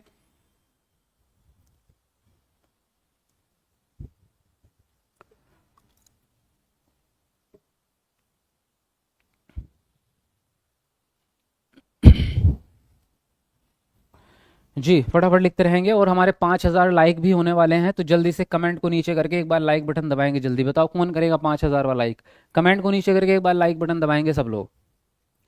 अब आता है हमारा सेकंड स्टेज, जिसका नाम है पूर्व संक्रियात्मक अवस्था। इसके भी गुण को कैसे याद रखेंगे आप? इसके गुणों को याद रखने की ट्रिक भी है, लेकिन पहले गुणों का मतलब समझ लो। पहला गुण है सूचकता। सूचकता का मतलब होता है मूर्त वस्तु का अमूर्त वस्तु से कनेक्शन जोड़ना। यानी जो वास्तविक वस्तु है उसके साथ अमूर्त चीज सिखाएंगे तो बच्चा, जैसे मैं शब्द सिखाना चाहता हूं बच्चे को, आप एक टीचर हैं या पेरेंट है, आप बच्चे को कोई शब्द बताना चाहते हैं, पंखा क्या होता है बताओ। बच्चे को नहीं पता पंखा का मतलब क्या है। आप कहेंगे देखो ये चीज जो है ये पंखा होती है, तो बच्चे ने वो चीज देखी और फिर बच्चे ने आपका शब्द सुना पंखा। अच्छा पंखा, हाँ हाँ पंखा ऐसी चीज होती है, ठीक है। फिर कल आप बच्चे को कहेंगे जाओ पंखा चालू कर दो, तो बच्चा जाएगा, याद करेगा, हाँ इस चीज को बोला था, तो वो चालू कर लेगा। तो बच्चे को आप फॉर एग्जाम्पल आप बच्चे से कहते हैं जाओ बेटा पेन लेके आओ कमरे से, उसको पता ही नहीं पेन का मतलब क्या है। पेन शब्द तो अमूर्त होते हैं ना, कोई सा भी शब्द हो जो जबान से आपके शब्द निकल रहा है वो अमूर्त है, जब तक उसका इमेज दिमाग में ना आ जाए। तो बच्चे को नहीं पता पेन क्या है, लेकिन आप कहेंगे लो बेटा ये पेन है, इसको वहां रख दो, तो बच्चा पकड़ेगा, अच्छा ये चीज पेन होती है, ठीक जी रख दिया। अगले दिन फिर लो बेटा पेन जो है वो रजिस्टर पर रख के आओ, बच्चा देखेगा पेन ऐसा होता है, ठीक है। फिर अगले दिन आप उससे बोलेंगे कि जाओ बेटा पेन लेके आओ कमरे से, तो उसको याद आएगा पेन, ओहो ऐसा था पेन, हाँ जाएगा लेके आएगा। यानी कि जब आप कोई भी अमूर्त चीज सिखाना चाह रहे हैं, एब्स्ट्रैक्ट चीज सिखाना चाह रहे हैं, तो साथ में या तो उसकी वस्तु दिखाओ, या फिर वस्तु अगर अवेलेबल नहीं होती तो चित्र दिखाओ उसका, है ना। इसीलिए किताबों में चित्र बहुत होते हैं, छोटे बच्चों की किताबों में चित्र ज्यादा होते हैं इसीलिए, ठीक है। तो ये हो गया सूचकता। केंद्रीयता क्या होता है? केंद्रीयता को हम आत्म केंद्रीयता भी कहते हैं, ईगो सेंट्रिज्म कहते हैं इसको, है ना। तो आत्म केंद्रीयता क्या होती है कि बच्चा जो इस स्टेज में है, 2 से 7 साल का बच्चा, वो केवल अपने में ही खोया रहता है, यानी उसका चिंतन अभी उतना ज्यादा नहीं है कि वो बाकी लोगों के बारे में भी सोचे, वो सिर्फ अपने बारे में सोचता है। और चीजों को, दुनिया में चारों तरफ जितनी भी चीजें हैं उसको लगता है मेरे हिसाब से चल रही हैं, वो उसका चिंतन यहीं पे अटका रहता है। उसको अपना दृष्टिकोण समझ में आता है, दूसरों का दृष्टिकोण समझ में नहीं आता है। वो कहेगा कि मेरी गुड़िया जो है वो खाना खाती है, और आप कहेंगे नहीं खा सकती वो, तो वो कहेगा खाती है मुझे पता है, आप भाड़ में जाओ। बच्चा सिर्फ अपने ही दृष्टिकोण को समझना चाहता है, दूसरे के दृष्टिकोण को नहीं समझता, इसको हम कहते हैं आत्म केंद्रीयता। फिर आता है आपका जीववाद। जीववाद का मतलब ये होता है कि बच्चा निर्जीव चीजों को सजीव समझ लेता है उनकी गति के कारण। जो जिन चीजों में गति है, जैसे पंखा घूमता है तो बच्चा कहेगा पंखा जिंदा है। कार सड़क पे भागती है, बच्चा कहेगा चल तो रही है, इसका मतलब इसके अंदर भी जीवन है। हेलीकॉप्टर आसमान में उड़ रहा है, बच्चा कहेगा ये उड़ तो रहा है, इसका मतलब इसके अंदर भी जीवन है। पतंग उड़ती है, बच्चा कहेगा पतंग भी जीवित है, तभी तो उड़ रही है ना। तो वो निर्जीव चीजों को सजीव समझ लेता है, इसी कॉन्सेप्ट को जीववाद कहा जाता है। फिर आता है विचारों की अनुत्क्रमण्यता, यानी कि अजीब अजीब प्रकार के विचार आते हैं, नए नए क्रिएटिव विचार आते हैं बच्चे में, लेकिन स्थायी विचार नहीं होते, है ना। तो इसको विचारों की अनुत्क्रमण्यता कहेंगे। फिर आता है प्रतीकात्मक खेल। प्रतीकात्मक खेल का मतलब यह है कि बच्चा सिंबल्स का इस्तेमाल करके खेल खेलता है, किसी भी चीज के लिए वो एक सिंबल बना लेगा। जैसे अभी अगर बच्चा सोचेगा कि भाई मैं टीचर हूं, मैं पढ़ाऊंगा तुम सबको, तो वो अपने गुड्डे गुड़िया को रख लेगा सामने और कहेगा ये रामू है, ये श्यामू है, ये राधा है, ये प्रीति है, इसको पढ़ाऊंगा मैं। और वो कुर्सी को भी रखेगा। फिर उनके घर में कोई बाल्टी रखी होगी, बाल्टी भी रख लेगा, बाल्टी को बोलेगा ये सीमा है, चलो सीमा तुम आंसर बताओ। तो वो प्रतीक का इस्तेमाल कर रहा है, सिंबल्स का इस्तेमाल करके वो चीजें खेलता है ना। आपने देखा होगा घर के सारे बर्तन इकट्ठे कर लेते हैं बच्चे, कई बार किचन के बर्तन ले जाके और अपना उसमें रख के खेलने लगते हैं, तो वो प्रतीकों का इस्तेमाल करके खेल को खेलते हैं। अब ये गुण याद कैसे रखोगे आप, इसकी ट्रिक मैंने बना दी है, ये रही ट्रिक आपके सामने। प्रतीक ने आत्मा को सूचना दी कि वह उसके जीवन का केंद्र है। इसका क्या मतलब हुआ, इसका मतलब यह है कि प्रतीक जो है आत्मा से प्यार करता है, तो वो कह रहा है कि तुम मेरे जीवन का केंद्र हो, मैं तुम्हारे बिना जिंदा नहीं रह सकता। बस याद कर लो, प्रतीक ने आत्मा को सूचना दी कि वह उसके जीवन का केंद्र है। प्रतीक से क्या हो गया, प्रतीकात्मक खेल, ये हो गया, ठीक है। आत्मा से क्या हो गया, आत्म केंद्रिता हो गया। सूचक, सूचना से क्या हो गया, सूचना से सूचकता हो गया, ठीक है। जीवन से हो गया आपका जीववाद, और केंद्र से हो गया आपका केंद्रीयता, यानी आत्म केंद्रीयता। तो विचारों की उत्कर्मण्यता, ये ऐसे याद रख लेना अपने दिमाग से, एक तो याद रख लियोगे, तो इसको याद कर लो और इसका स्क्रीनशॉट ले लो जी। सेकंड स्टेज भी तैयार हो गई, फर्स्ट स्टेज भी हो गई, बहुत सारे कॉन्सेप्ट भी हो गए। अब तक आपके कम से कम 5 नंबर 6 नंबर आपके पक्के हो चुके हैं। अभी आगे हर मिनट आपका एक एक नंबर पक्का होता जाएगा, बस आप धैर्यपूर्वक मजे के साथ सीखते जाओ। लेकिन वीडियो को शेयर जरूर करना है, ये मैंने आपसे कल प्रॉमिस लिया था। करेंगे कि नहीं करेंगे बताओ। आपको सभी को ये वीडियो अपने व्हाट्सएप स्टेटस पे जरूर लगानी है, हर किसी को, ये आपने प्रॉमिस किया था और प्रॉमिस तोड़ना नहीं है, ठीक है। तो इसका लिंक जल्दी से शेयर करके अपने व्हाट्सएप स्टेटस पे जरूर लगाएंगे सबके सब। चलिए इसका स्क्रीनशॉट लीजिए।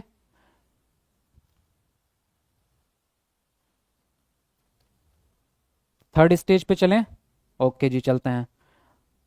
और 5,000 लाइक में हमारा लास्ट लाइक बचा है भाई 4,400, कितने होते हैं ये, 400, 4,999 हो गए हैं। 5,000 में एक लाइक बचा है, तो बताओ कौन करेगा 5,000 वाला लाइक, कौन है वो लक्की पर्सन, जल्दी कमेंट को नीचे करके कर दो। आते हैं तीसरी स्टेज पे, जिसका नाम है मूर्त संक्रियात्मक अवस्था, यानी कि कंक्रीट ऑपरेशनल स्टेज।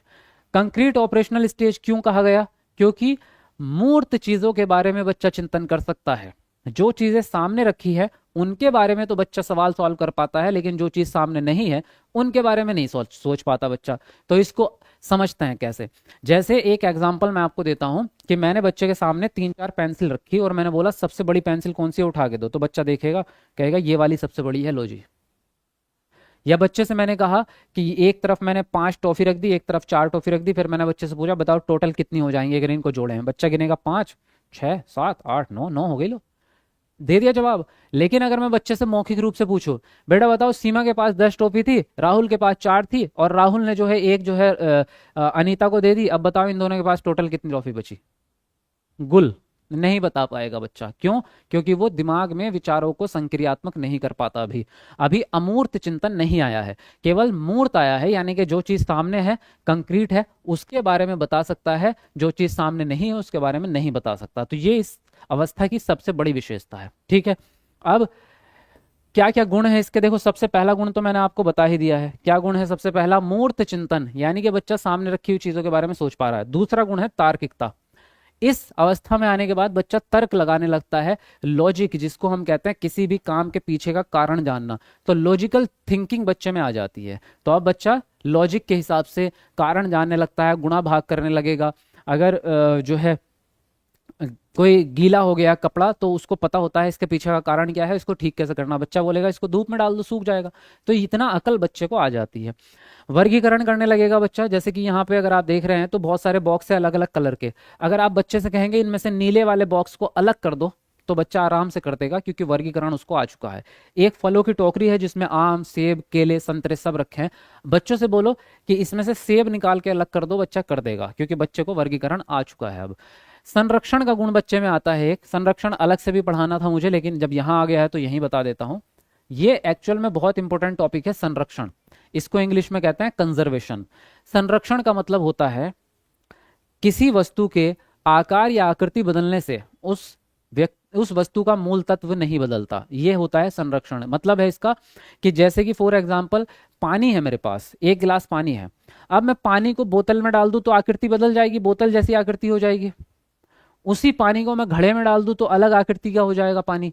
उसी पानी को फिर मैं जो है एक कटोरी में डाल दूं तो उस कटोरी के आकार का पानी हो जाएगा। लेकिन पानी बदला क्या, पानी में कोई चेंज आया क्या, H2O ही है ना, अभी भी पीने का ही पानी है ना, वो सेम ही है ना, अभी पानी नहीं बदला, पानी की आकार और आकृति आपने बदल दी। तो इस कॉन्सेप्ट को कहते हैं संरक्षण। इसी प्रकार से एक और एग्जांपल देता हूं, जैसे एक मिट्टी होती है तो कुम्हार मिट्टी से क्या बनाता है, एक मिट्टी लेके आएगा, उसको गीला करेगा और उससे एक क्या बना देता है, घड़ा बनाता है। घड़े को तोड़ करके फिर मिट्टी हो जाएगी, फिर मिट्टी से क्या बना देगा, एक गुल्लक बना देगा। फिर उसको तोड़ करके फिर क्या बना देगा, वो उससे सुराही बना देगा। फिर उसको फोड़ करके फिर गीला करेगा मिट्टी को, फिर उसके दिए बना देगा, दिवाली के दिए। लेकिन उसका मूल तत्व तो मिट्टी ही है ना, चाहे वो घड़े के आकार में हो, चाहे वो सुराही के आकार में हो, चाहे वो गुल्लक के आकार में हो। आकृति बदल रही है लेकिन मूल तत्व नहीं बदल रहा है, और वो मूल तत्व है मिट्टी। तो इसी कॉन्सेप्ट को हम संरक्षण कहते हैं, ठीक है। फिर आपका नेक्स्ट गुण आता है पलटावी गुण। पलटावी गुण को प्रतिवर्तन्यता भी कहते हैं, यानी कि रिवर्सेबिलिटी, यानी जहां से शुरू किया था वहीं वापस चले जाना। जैसे जैसे अगर मैं कहूं 2 × 4 कितना होता है, 8, यानी कि 2 को मैंने 4 बार रिपीट किया तो 8 आ गया। अब मैं कहूंगा वापस से 2 ला के दिखाओ मुझे, तो क्या करेंगे, वापस से 2 लाने के लिए 4 से भाग कर दो, वापस 2 आ जाएगा। अगर बच्चा तीसरी स्टेज में है, यानी इस अवस्था में है, मूर्त संक्रियात्मक अवस्था है, तो बच्चे को ये दोनों बातें पता हैं। अगर बच्चा दूसरी स्टेज में है तो इतना तो पता होगा, ये नहीं पता होगा। अब इसको डेली लाइफ के एग्जाम्पल समझते हैं। आप बच्चे को स्कूल ले जाते हैं, मम्मी स्कूल ले जाती है बच्चे को घर से, बच्चे को स्कूल में छोड़ दिया, तो क्या आपका बच्चा वापस घर आ सकता है खुद से, क्योंकि रास्ता तो उसने देख लिया, डेली देखता है रास्ता, क्या वो वापस आ सकता है? अगर स्कूल से वापस घर आ गया तो बच्चे में पलटावी गुण है, और अगर स्कूल से घर आने में भटक गया, कहीं और रास्ते में भटक गया, तो पलटावी गुण नहीं है। एक और एग्जाम्पल बताऊं, आप, बड़ा फनी एग्जाम्पल है कि जब आप, क्या होता है कि कई बार बचपन में हम अमरूद तोड़ने, जामुन तोड़ने पेड़ पे चढ़ जाते हैं, आम तोड़ने पेड़ पे चढ़ तो जाते हैं, लेकिन ऊपर जाने के बाद जब नीचे देखते हैं, उरी मैयारी, अब तो उतरा नहीं जाएगा, है ना। तो ऐसा बहुत बार सबके साथ हुआ है कि अब उतर नहीं पाते। मेरे साथ भी हुआ है, एक बार जामुन के पेड़ पे चढ़ गया था और आधे घंटे ऊपर ही बैठा रहा था, जब तक कोई आ ना जाए, या तो बड़े भैया आएंगे या तो पापा आएंगे, फिर उनसे हेल्प मांगेंगे कि हमें नीचे उतारो कैसे भी करके, है ना। वो खुद परेशान हो जाते हैं, अरे कैसे उतारे इतनी ऊपर से। तो ऐसा सबके साथ होता है। अगर आप पेड़ पे चढ़ भी जाते हैं और उतर भी जाते हैं तो पलटावी गुण है, और अगर चढ़ गए उतर नहीं पा रहे तो पलटावी गुण नहीं है। समझे बात? तो इसको कहते हैं पलटावी गुण। अब आगे आते हैं क्रमबद्धता, यानी किसी चीज को क्रम से लगा देना, है ना। जैसे मैंने 5-6 पेंसिल दी आपको और बोला सबसे छोटी, फिर सबसे बड़ी, फिर उससे बड़ी, फिर उससे बड़ी लगा दो, तो बच्चा लगा देगा, क्योंकि पलटा उसमें क्रमबद्धता है ना। उसके बाद आता है गणितीय संक्रियाओं का ज्ञान बच्चे को आ जाता है, यानी बच्चे को गुणा करना, जोड़ना, घटाना, ये सब आ जाता है। बेसिक बेसिक कैलकुलेशन, बहुत हाई लेवल का मैथ नहीं आता बच्चे को, लेकिन बेसिक कैलकुलेशन बच्चा करने लगता है, ठीक है। अब इसको याद कैसे रखेंगे आप? इतने सारे गुण हैं तीसरी अवस्था में, याद कैसे रखेंगे? याद रखने के लिए है ट्रिक, ये रही आपके सामने। इस लाइन को आपको याद करना है और आपको सारे गुण याद हो जाएंगे। देखो, रक्षा पलटी और तर्क दिया कि सी वर्ग के गणित के छात्रों को क्रमबद्धता का मूर्त चिंतन करवाओ। रक्षा कौन है? प्रिंसिपल है। प्रिंसिपल मैथमेटिक्स की क्लास में आती है बच्चों की, और बच्चों से मैथ का टेस्ट लिया और वापस जाने लगी। जब वापस जा रही थी तो उधर से स्कूल की, मतलब उनकी क्लास टीचर आ गई। तो फिर जो प्रिंसिपल थी वो तो गेट तक पहुंच गई थी, टीचर क्लासरूम में। प्रिंसिपल वापस पलटी और टीचर से बोली, सुनो टीचर जी, आपके बच्चों को क्रमबद्धता नहीं आती है, इन बच्चों को क्रमबद्धता पढ़ाओ और मूर्त तरीके से पढ़ाओ।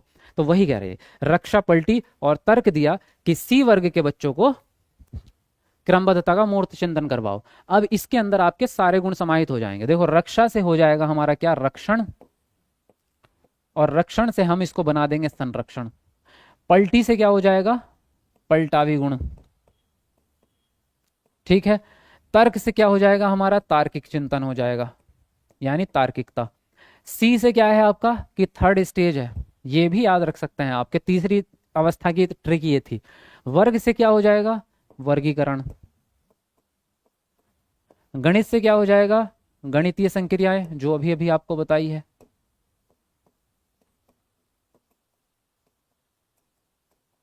ना।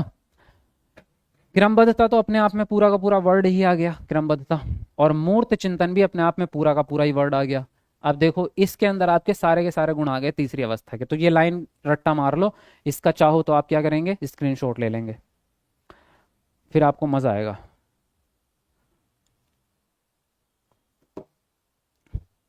बताओ मुझे, मजा आ रहा है नहीं पढ़ने में? बताओ, क्लास में मजा आया कि नहीं आया?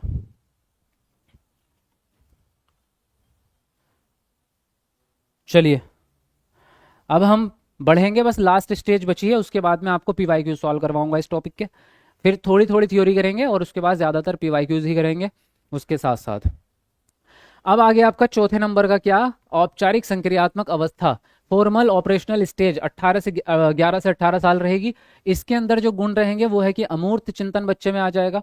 बच्चे क्या सीख जाएंगे, अब सामने अगर चीज नहीं भी है तो वो दिमाग से कल्पना करके उस चीज को सॉल्व कर सकते हैं। अगर अब यहाँ पे मैं बच्चे से मौखिक रूप से सवाल पूछूंगा कि बेटा बताओ सीमा के पास 10 टॉफी है, राहुल के पास 4 टॉफी है, राहुल ने एक सीमा को दे दी, सीमा ने 3 जो है गीता को दे दी, अब बताओ राहुल और सीमा के पास कितनी टॉफी बची। तो बच्चा इसका आंसर दे देगा क्योंकि वो दिमाग में संकल्प संक्रियाएं अब करने लगा है, अमूर्त चिंतन आ गया है। काल्पनिक चिंतन भी आ जाएगा, जाहिर है कल्पना करना मूर्त एक ही बात होगी, अमूर्त और कल्पना। परिपक्वता शारीरिक रूप से नहीं, दिमागी रूप से संज्ञानात्मक विकास में परिपक्वता आ जाती है बच्चे को। कथनात्मक चिंतन करने लगता है, यानी बोल कर ही बातों को समझ लेता है, लिख करके या सामने लाने की जरूरत नहीं है, केवल बोल कर ही बातों को समझ लेता है, कथनात्मक। और क्या आता है, और होता है निगमनात्मक चिंतन। क्या होता है, निगमनात्मक चिंतन। इसका मतलब होता है कि जहां फॉर्मूलाज होते हैं, नियम होते हैं, जैसे गणित में नियम याद करने पड़ते हैं, वो चीजें बच्चे में आ जाती हैं, है ना। और क्या होता है, बच्चा संक्रियाओं पर क्रियाएं करने लगता है, यानी कैलकुलेशंस को केवल दिमाग में ही सॉल्व कर लेता है, उसको लिखित में जरूरत नहीं है। ठीक है, तो ये सारे गुण हो गए आपके चौथी अवस्था के।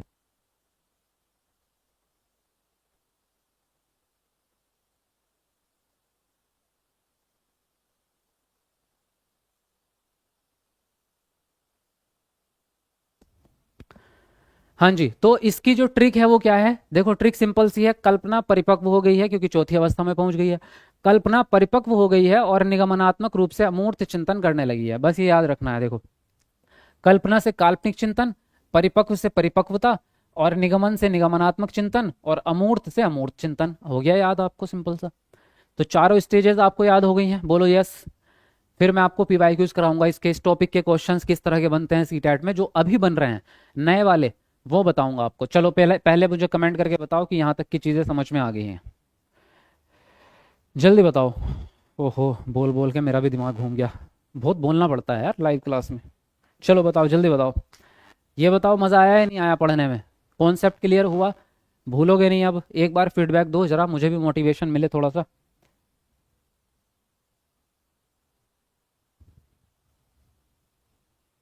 चलो सबके यस तो आ गए हैं, और हमारे 5500 लाइक में लास्ट एक लाइक बचा है, बताओ कौन पूरा करेगा, कौन है वो लक्की पर्सन जो 550 लाइक पूरा करेगा।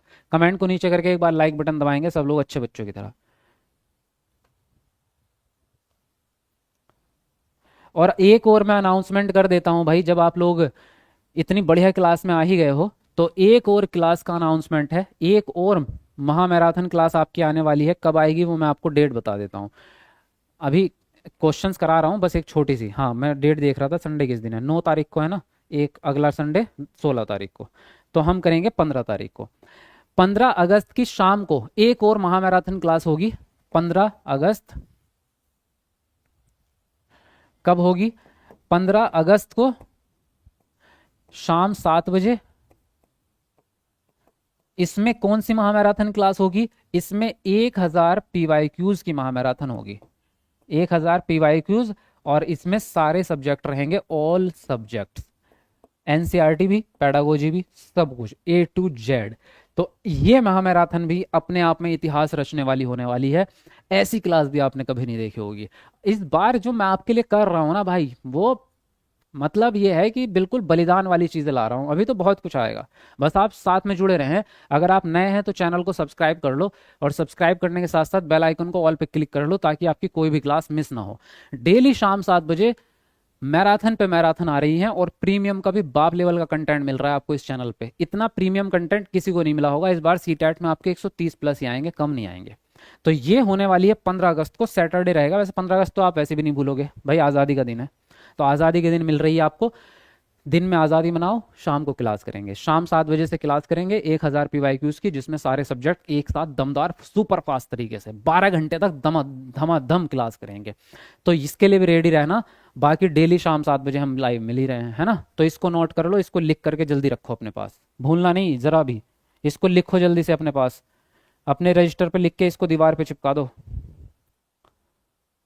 सर मुझे उपागम नहीं आता। अरे हम है ना उपागम समझाने के लिए, टेंशन काहे लेते हो। उपागम क्या, उपागम का बाप भी समझ में आएगा। सब चीज़ें सिखाऊंगा आपको, चिंता ना करो। अब हमारे सामने सवाल आता है, जीन प्याजे के अनुसार संज्ञानात्मक विकास किस प्रक्रिया द्वारा सुगम होता है? अनुकूलन, पुनर्बलन, पूर्वाभ्यास या कलन विधि? सब लोग कमेंट में अपना आंसर बताएंगे। चलिए लिखिए जल्दी से अपना आंसर, सब लोग लिखेंगे फटाफट से।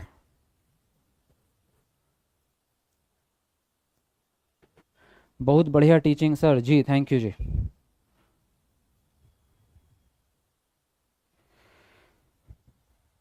मैथ की कब होगी पेडागोजी? मैथ की बता तो दी थी आपको, 13 तारीख को, 13 या 14 को हो जाएगी। चलो लिखते जाओ, अपना आंसर लिखो जल्दी जल्दी सब लोग। बहुत बढ़िया, क्या बात है, वेरी नाइस। आज 10,000 लाइक पूरे हो जाने चाहिए जल्दी ही, है ना। चलिए लिखते रहेंगे सब लोग अपना अपना आंसर, बहुत बढ़िया लिख रहे हैं। देखो जीन प्याजे के हिसाब से अगर हम बात करें तो इनमें से कौन सी ऐसी चीज थी जो अभी हमने पढ़ी है जीन प्याजे के सिद्धांत में? इनमें से एक ही चीज थी और वो थी अनुकूलन। यानी जब भी हम नए ज्ञान को सीखते हैं, हमारे संज्ञानात्मक विकास में कोई भी नई चीज ऐड होती है तो वो अनुकूलन के माध्यम से होगी, है ना, अडेप्टेशन के माध्यम से। पुनर्बलन जो रहेगा वो पूरे ही सीटेट में निगेटिव टैग वर्ड के रूप में काम करेगा, ठीक है भाई। क्यों? क्योंकि पुनर्बलन का मतलब होता है इनाम देना, और इनाम देना लालच होता है। मैं आपको टैग वर्ड भी साथ साथ बता रहा हूं, ये निगेटिव टैग वर्ड रहेंगे आपके।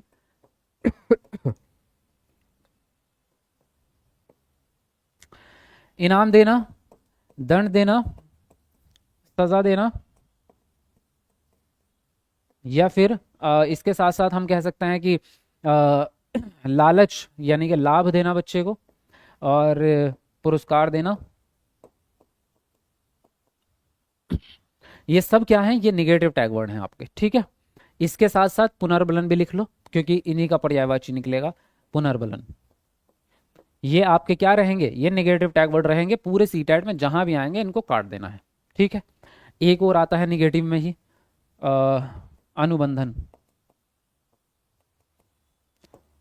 ठीक है। एक शब्द आता है अनुबंध।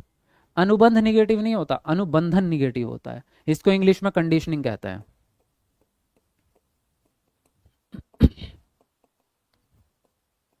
ठीक है, तो ये आपके निगेटिव टैग वर्ड रहेंगे। क्लियर है? और बता दूं आपको अभी, चलो और बता देता हूं। नंबर 8 रहेगा पुनरावृत्ति। ये भी निगेटिव टैग वर्ड रहेगा आपका, यानी किसी चीज को बार बार दोहराना, है ना। उसके अलावा नकल करना निगेटिव टैग वर्ड रहेगा आपका। और बताऊंगा आगे जब क्वेश्चंस में, जैसे जैसे जरूरत पड़ेगी, जिस जिस टॉपिक पे आता रहेगा वहीं वहीं हैंड टू हैंड उसी टॉपिक के अकॉर्डिंग बताता रहूंगा, ठीक है। पूर्व अभ्यास भी निगेटिव है, क्योंकि पहले से किसी चीज का अभ्यास कर लेना वो इनके सिद्धांत में आया ही नहीं है, सिद्धांत के हिसाब से प्रश्न सॉल्व कर रहे हैं। कलन विधि क्या होती है? कलन विधि को एल्गोरिदम मेथड कहते हैं। ये प्रॉब्लम सॉल्विंग की विधि है। किस चीज की विधि है? ये समस्या समाधान करने की विधि है। और जब समस्या समाधान करते हैं तो स्टेप बाय स्टेप आप सॉल्व करते हैं, पहला पहला पहला चरण, फिर दूसरा, फिर तीसरा। तो उस step by step problem solve करने को, समस्या समाधान विधि को कलन विधि के नाम से जाना जाता है। तो यहां जो आंसर राइट होता है आपका पहला ऑप्शन होता है। समझ गए बात को? चलो जी आगे बढ़ेंगे अगले प्रश्न पर। अगला प्रश्न है आपका, जीन प्याजे संज्ञानात्मक विकास के सिद्धांत के अनुसार किस अवस्था में अधिकांश बच्चे संक्रियाओं पर क्रियाएं करने लगते हैं और उनमें परिकल्पनात्मक निगमनात्मक सोच विकसित हो जाती है? संवेदीगामक, पूर्व संक्रियात्मक, मूर्त संक्रियात्मक या औपचारिक संक्रियात्मक? चलिए बताएंगे कौन सा ऑप्शन इनमें से सही जाएगा, कमेंट में आंसर लिखेंगे।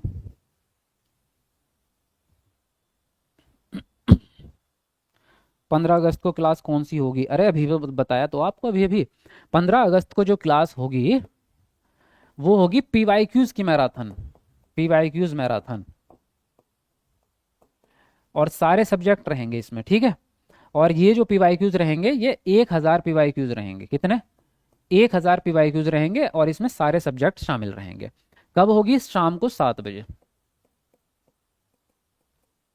ठीक है।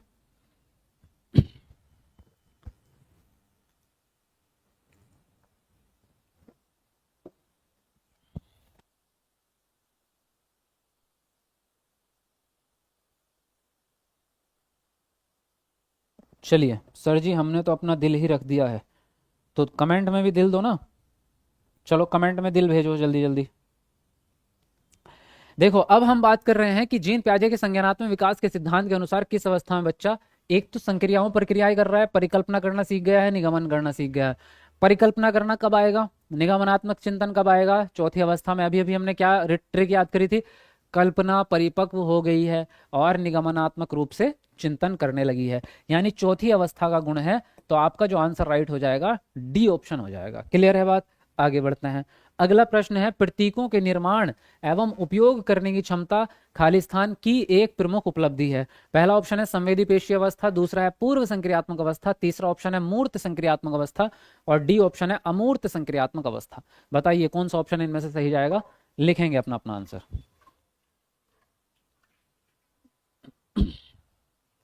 चलिए वेरी नाइस, बहुत बढ़िया आंसर कर रहे हो।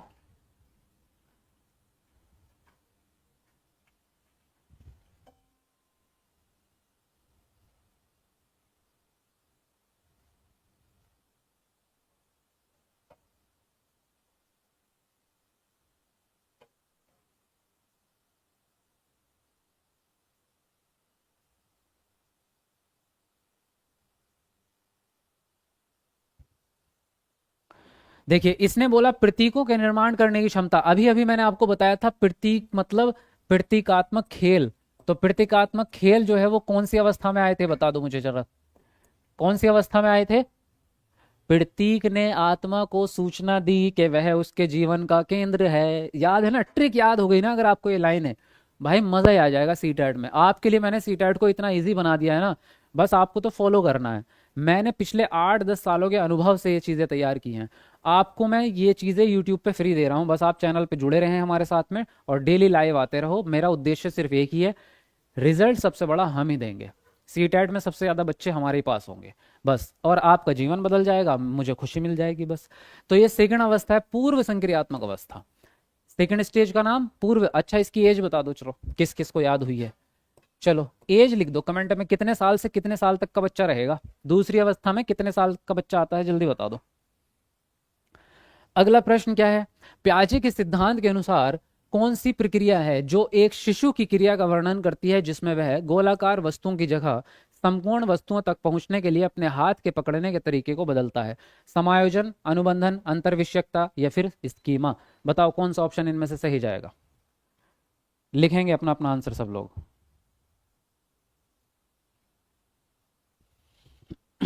बहुत बढ़िया, वेरी नाइस।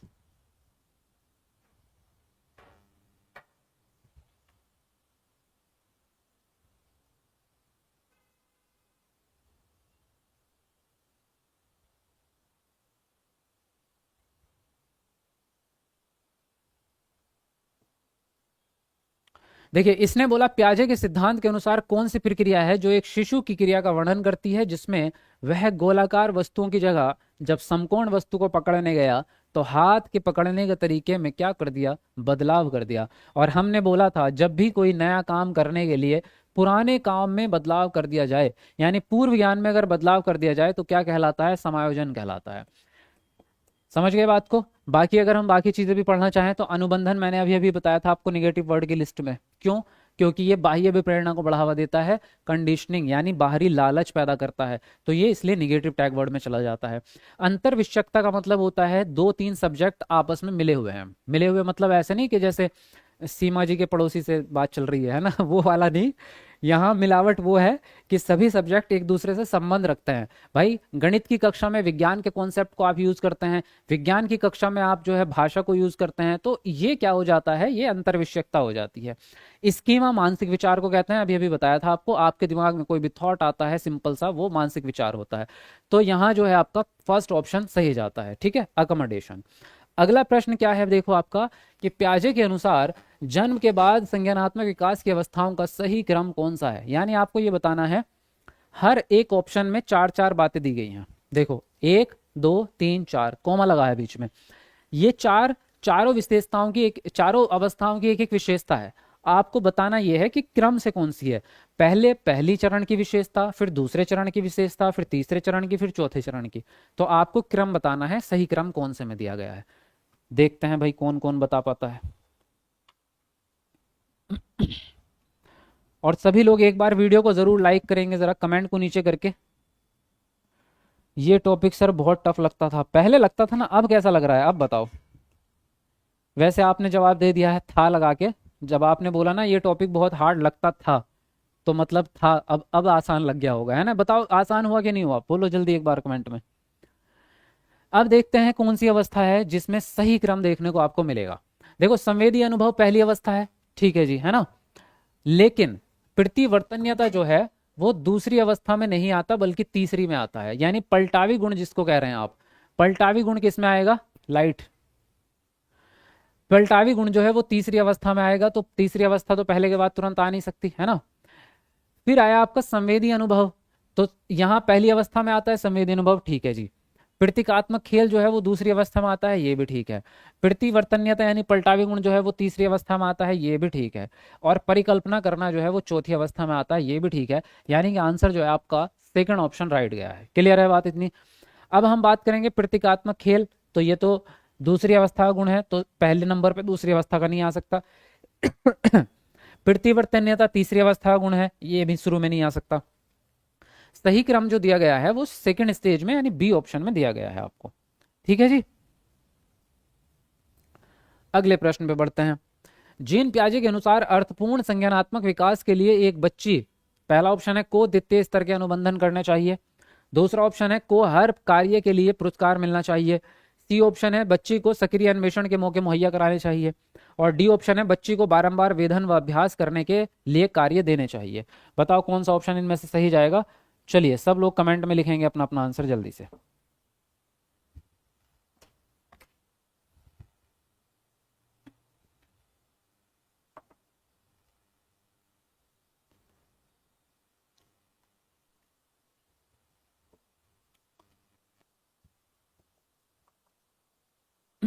चलिए फटाफट लिखेंगे सब लोग अपना अपना आंसर।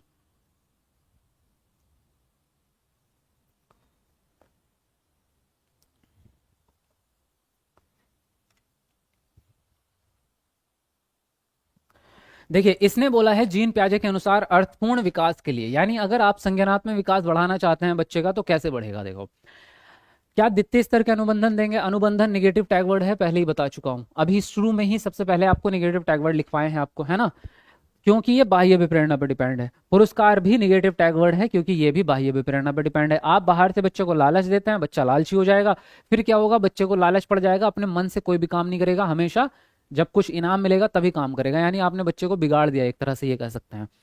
फिर आता है बच्चे को सक्रिय अन्वेषण के मौके मुहैया कराएंगे, ये आंसर आपका राइट जाएगा। हम यही चाहते हैं कि बच्चा काम को करके सीखे, सक्रिय मतलब एक्टिव रह के, अन्वेषण मतलब खोज, अन्वेषण मतलब होता है बच्चा नए ज्ञान की खोज कर रहा है, चाहे वो किताबों से खोज कर रहा हो, चाहे वो समाज से कर रहा हो, चाहे काम को करके सीख रहा हो, खोज है। बारंबार वेधन और अभ्यास, देखो ये भी वेधन आपका निगेटिव टैग वर्ड है, और वजह यह है कि वेधन का मतलब होता है रटना, तो जहां पर भी आ जाए वेधन, है ना।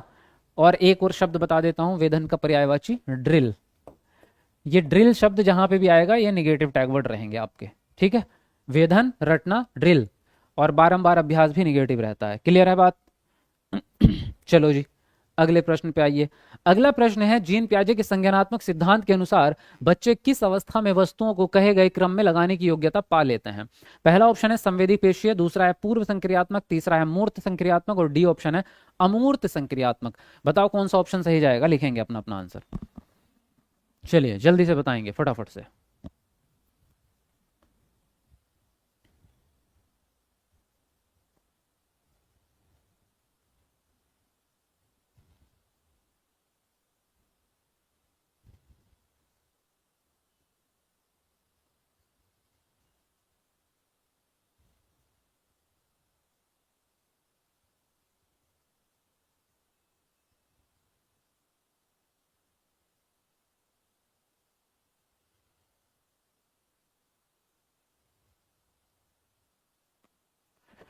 जी तो इसने बोला जीन प्याजे के संज्ञानात्मक सिद्धांत के अनुसार किस अवस्था में बच्चे कहे गए वस्तुओं को कहे गए क्रम में लगा लेंगे, और क्रम में लगाने को हम क्या कहते हैं, क्रमबद्धता कहते हैं। क्या कहते हैं, क्रमबद्धता कहेंगे। और क्रमबद्धता कौन सी अवस्था में आएगा, आप सबको याद हो गया होगा, रक्षा पलटी और तर्क दिया कि सी वर्ग के बच्चों को क्रमबद्धता का मूर्त चिंतन करवाओ, यानी तीसरी अवस्था की कहानी है।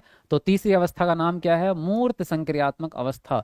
चलो मूर्त संक्रियात्मक अवस्था की एज और लिख दो कमेंट में, किस किस को याद हो गई है, जल्दी बताओ। मूर्त संक्रियात्मक अवस्था में बच्चा कितने साल से कितने साल तक का रहेगा? आगे बढ़ेंगे। अगला प्रश्न है आपका, जीन पियाजे के संज्ञानात्मक विकास की एक प्रमुख आलोचना क्या है? बता चुका हूं, सबसे पहले यही बताई थी जब आपको सिद्धांत स्टार्ट किया था। उन्होंने बच्चों को सक्रियकर्ताओं के रूप में नहीं देखा। दूसरा ऑप्शन है उन्होंने अधिगम में भाषा की बहुत महत्वपूर्णता प्रस्तावित की। तीसरा ऑप्शन है उन्होंने समाज और संस्कृति के प्रभाव को ध्यान में नहीं रखा। और डी ऑप्शन है उन्होंने इनाम व सजा के प्रयोग को बहुत ज्यादा प्राथमिकता दी। बताइए कौन सा ऑप्शन इनमें से सही जाएगा? सब लोग अपना अपना आंसर लिखेंगे।